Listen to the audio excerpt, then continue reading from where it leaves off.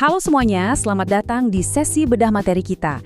Nah, khusus kali ini kita bakal bongkar tuntas sebuah rahasia besar di dunia korporat dan kita bakal bikin ulasan detail ini dalam waktu 5 menit aja. Bayangin kata orientasi dan penempatan karyawan. Yang terlintas di kepala pasti tumpukan dokumen HR yang ngebosenin kan? Aturan kantor, muter-muter divisi, tanda tangan kontrak. Tapi tunggu dulu, lupakan semua itu. Materi yang bakal kita bedah ini bakal ngerombak total paradigma kalian. Ini bukan cuma urusan admin teman-teman, ini tuh benar-benar mekanisme bertahan hidup yang paling krusial buat sebuah organisasi. Kalau kalian penasaran kenapa ada perusahaan yang bisa bertahan ratusan tahun sementara yang lain langsung hancur di generasi kedua, nah disinilah jawabannya. Oke, kita langsung selami aja ya.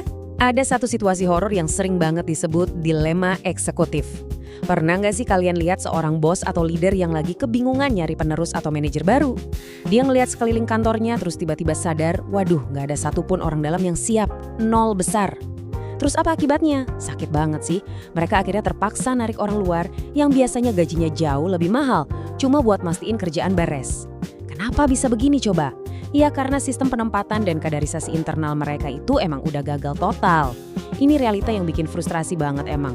Tapi justru ini fondasi kenapa kita wajib banget ngerombak sistem kita hari ini juga. Nah, rahasia sebenarnya kenapa raksasa industri kayak Toyota, Honda, atau Chevron bisa terus eksis, itu bukan cuma karena duit mereka yang nggak berseri. Sama sekali bukan. Mereka bisa bertahan karena mereka berhasil mengubah proses orientasi dan penempatan itu jadi sebuah mesin kaderisasi yang super ketat. Para petinggi di perusahaan-perusahaan raksasa ini tuh nggak cuma duduk manis jadi bos, tapi mereka jadi fasilitator yang terus-terusan nyetak kader di setiap level. Faktanya, banyak banget perusahaan yang malah ambruk di generasi kedua atau ketiga, murni karena kaderisasinya lemah banget akibat sistem penempatan yang udah salah dari awal.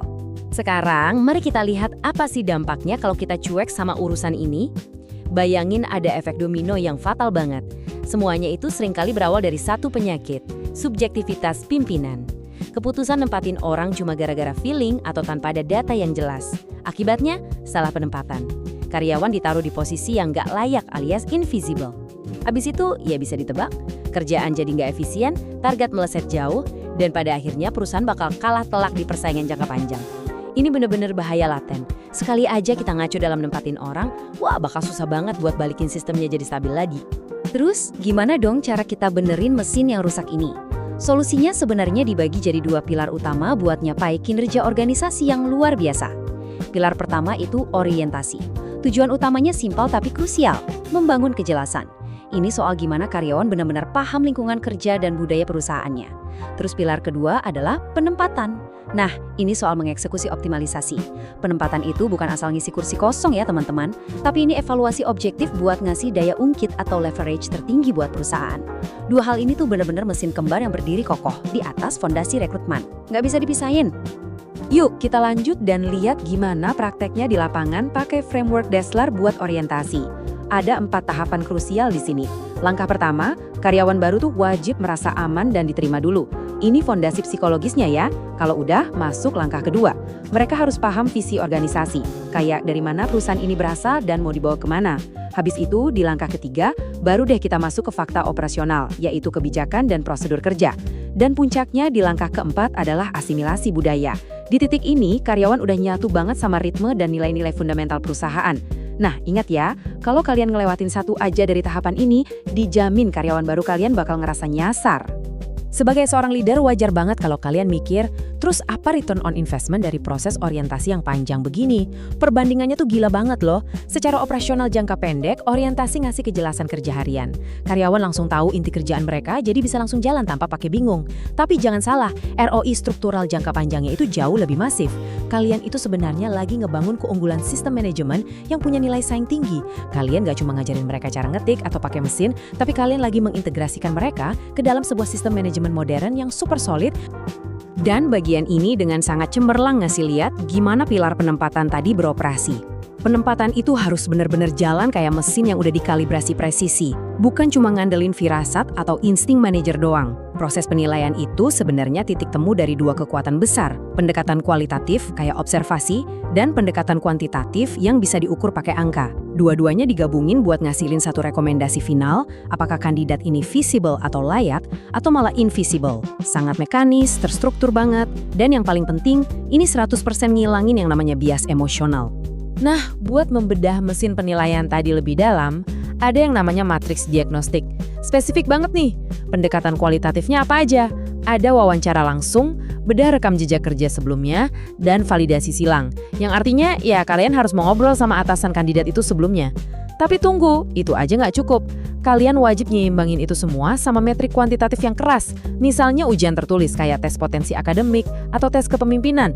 Dan jangan lupa, tes kesehatan fisik dan mental yang ketat. Kalau sebuah perusahaan berani ngabain salah satu dari ini, secara nggak langsung mereka lagi main roulette Rusia sama masa depan posisi tersebut. Bahaya banget. Sekarang, mari kita ngomongin realita pahit di dunia kerja. Ujung-ujungnya, keputusan penempatan itu selalu balik lagi ke soal kompetensi. Di level atas, kita punya yang namanya promosi. Ingat ya, promosi itu bukan hadiah ulang tahun atau karena kandidatnya pinter cari muka. Syarat mutlaknya adalah peningkatan kompetensi buat naklukin tantangan baru demi nyampe target. Di sisi lain, ada demosi alias turun jabatan.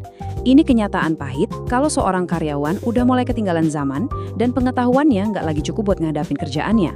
Konsep ini ngingetin kita dengan sangat tegas, jabatan itu cuma boleh diisi sama mereka yang benar-benar mampu dan kompeten, titik. Jadi, poin krusialnya di sini, buat apa sih repot-repot bikin sistem seketat itu? Coba deh kita belajar dari mantan petinggi Toyota, Mitsuo Konoshita. Beliau pernah bilang, kalau karyawan cuma kerja sebagai rutinitas belaka tanpa ada kecintaan, cuma sekedar ngelakuin apa yang disuruh, wah, ujung-ujungnya kalian cuma bakal dapat cacat produksi. Penempatan yang benar-benar optimal itu nargetin inisiatif dan pemikiran yang mandiri. Kalau kalian nempatin orang yang tepat, terus dikasih orientasi yang sempurna, mereka nggak bakal kerja kayak robot. Mereka kerja pakai hati, dan otomatis angka cacat produksi bisa ditekan sampai ke titik nol. Keren banget kan? Oke, kita udah ngebedah tuntas arsitektur talenta ini. Mulai dari seremnya efek domino gara-gara subjektivitas, sampai mesin kaderisasi yang bikin perusahaan-perusahaan gede tetap berjaya. Sebelum kita akhiri, saya mau ninggalin satu pertanyaan penting buat kalian renungin di organisasi masing-masing. Coba deh tengok departemen HR kalian hari ini. Apakah mereka cuma sekedar meja administrasi yang sibuk ngurusin absen sama dokumen cuti? Atau mereka udah bertransformasi jadi mesin pembangun kader lintas generasi yang bakal mastiin perusahaan kalian bisa bertahan sampai 100 tahun ke depan? Ingat, pilihan dan masa depan perusahaan kalian ada di tangan kalian sendiri. Sampai jumpa di ulasan bedah materi kita selanjutnya.